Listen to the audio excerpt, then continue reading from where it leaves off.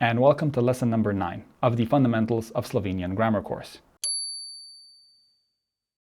So, in the last few lessons, we kept going on and on and on and on about the so-called base form. And we said that the base form is the simplest form of a word.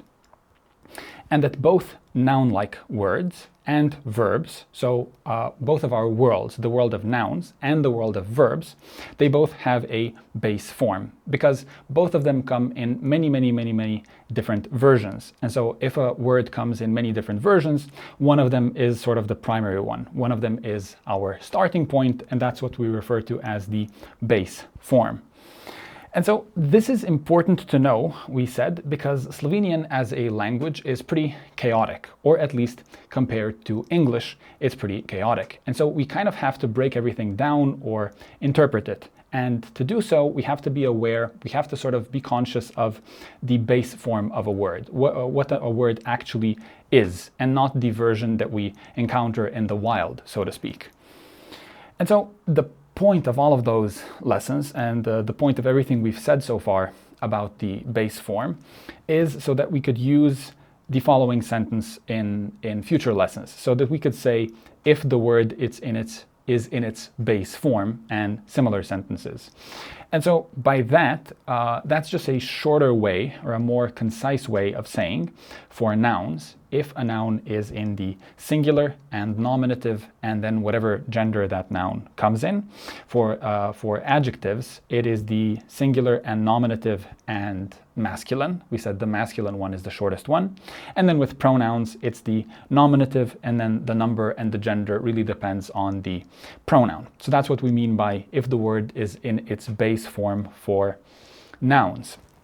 Now, for verbs, with that sentence, we just mean if it's in the infinitive. So there is a separate verb form altogether, a personless, numberless form that we call the infinitive, that is our starting point with every verb. And so today we will use this knowledge of the base form to talk about gender, and we will have a look at gender in more detail. And so we said that gender is one of the big three of noun-like words. And the big three are the important three grammatical characteristics that all nouns and adjectives and pronouns have in common. And so it's important to keep in mind that gender has to do with noun-like words only. It has to do with our world of nouns. So no verb in Slovenian has anything to do with being masculine or feminine or neuter. Now, it's true that when it comes to the past tense and the future tense, gender is involved, but that's because the past tense and the future tense are made up of two elements, and one is a verb element and the other is a noun element. And so gender is involved, but because of the noun element. Verbs by themselves, strictly speaking, have nothing to do with gender. So it's noun-like words only. And so basically, we're dealing with nouns and adjectives and pronouns whenever we say gender. And when we show this in our diagram, we have our two worlds. We have the world of nouns, or what we called noun-like words. We have the world of verbs, and then we have all of the grammatical characteristics that make up those two worlds. And then we said we can think of all of the terms on screen in terms of either word types or their properties. And so we can see that gender is in the left circle only. It has nothing to do with the world of verbs. And together with number and with case, we said we would refer to those three as the big three. And we mentioned the fact that number is as much a part of the world of nouns as it is a part of the world of verbs, but we're kind of including it in the big three and making the big three a thing, so to speak, simply because the world of nouns is much more difficult and much more complex. Verbs are much easier than noun-like words. And so that's why we want to have this category or thing that we call the big three. And so going back to gender, we have three genders in Slovenian. But honestly, it's like saying we have three groups of noun-like words, and we can think of them as group 1, 2, or 3, or as groups A, B, and C. It doesn't really matter. Or we can also color code them. We can use different colors. I use blue and purple and green. And so the three genders are masculine and feminine and neuter. But again, it has much more to do with just three arbitrary groups of words, as we will see in a minute. So I use blue for masculine, purple for feminine, and green for the so-called neuter gender. And so the obvious question is, what's the connection between gender and sex? Well, when we say gender, we should keep in mind that we mean, by that we mean linguistic or grammatical gender. So it purely has to do with the grammar, the way the language works. And so there is some overlap between the two. If we consider words like brother and sister, brother is masculine in Slovenian and sister is feminine. However, if we consider the language as a whole, then there is very, very little overlap. And it's pretty much arbitrary. Because if we think of all of the words in Slovenian, very few have to do with biology, or like with being male or female. Very few have to do with people or animals, basically. And so where the two do overlap, where there is overlap, is with words for people. So family members like granddad or father or son, those will be masculine, and sister or mom, mother, those will be feminine. And then we have different nationalities. We have a word for female French person and male French person, or male German person and female German person, and then also jobs. So much like the English waiter and waitress, we have that kind of a distinction with pretty much most jobs in Slovenian. So and then we have words for living beings, and even that is kind of a small category if we consider the language as a whole. So we have words like bull and cow, and bull is masculine and cow is feminine. But in my opinion, that has more to do with sort of farm animals, or animals where it's easy to tell the sexes from one another. Like with all other animals, it's again arbitrary. Like butterfly in Slovenian is masculine and owl is feminine. There's just nothing, no good reason behind that, except, as we will see in a minute now, just the appearance of the word, just the word itself and the language. And so most words are not words for people or living beings, and so with most words, it's completely arbitrary whether they are masculine or feminine or neuter. And so if something is biologically male, it tends to be masculine in Slovenian, biologically female is feminine, and everything else is random. And so if we have a look at three words, we have computer and table and window.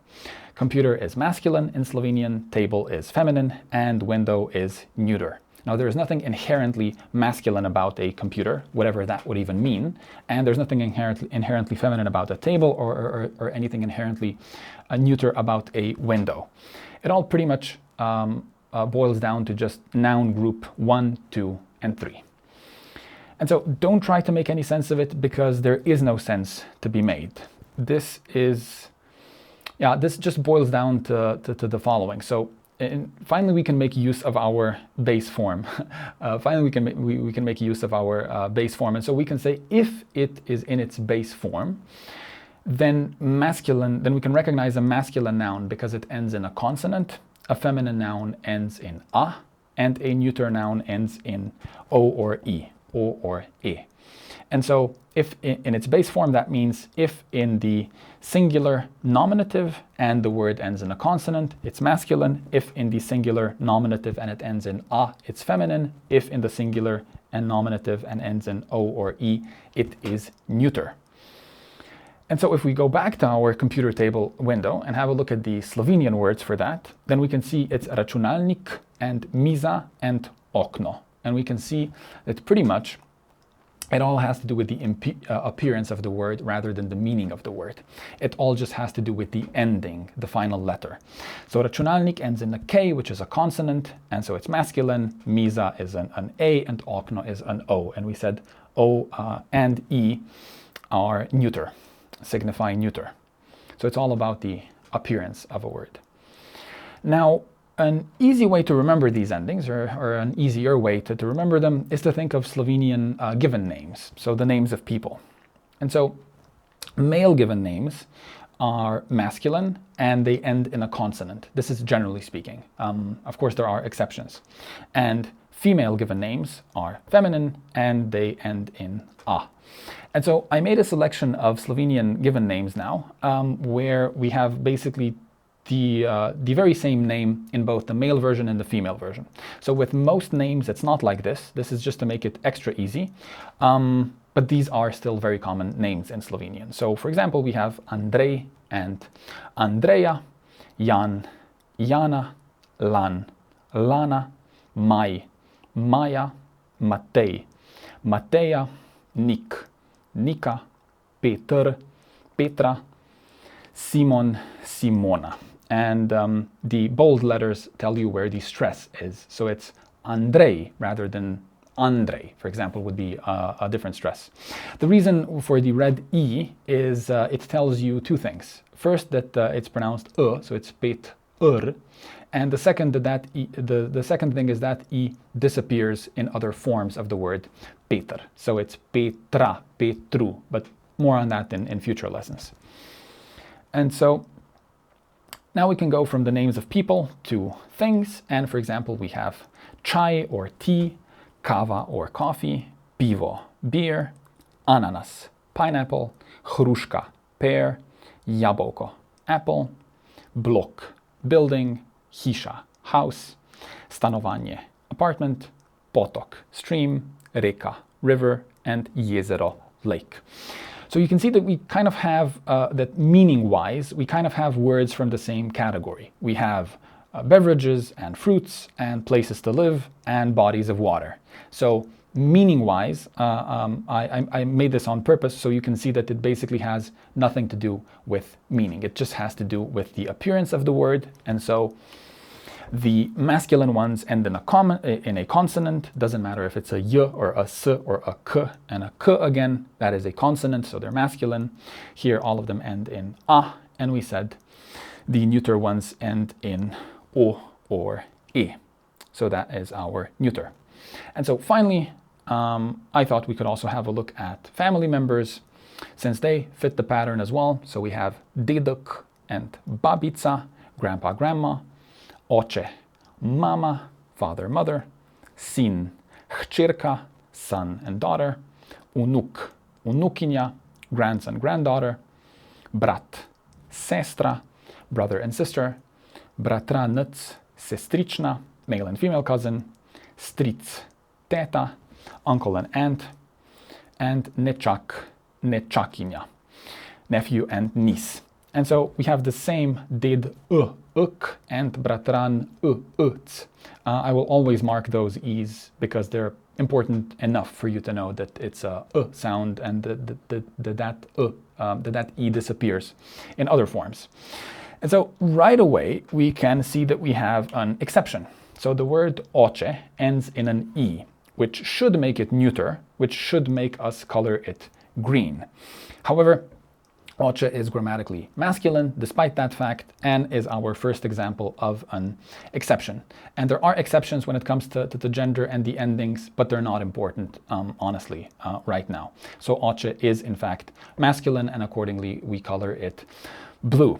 And if you want another very useful example of an exception, if you just think of probably the most famous Slovenian athlete, if you think of Luka Doncic, it's Luka, which ends in a, so it technically should be feminine, but we all know that it's a male and masculine, so we treat it accordingly. It's like short for Lucas or something, if that clears things up.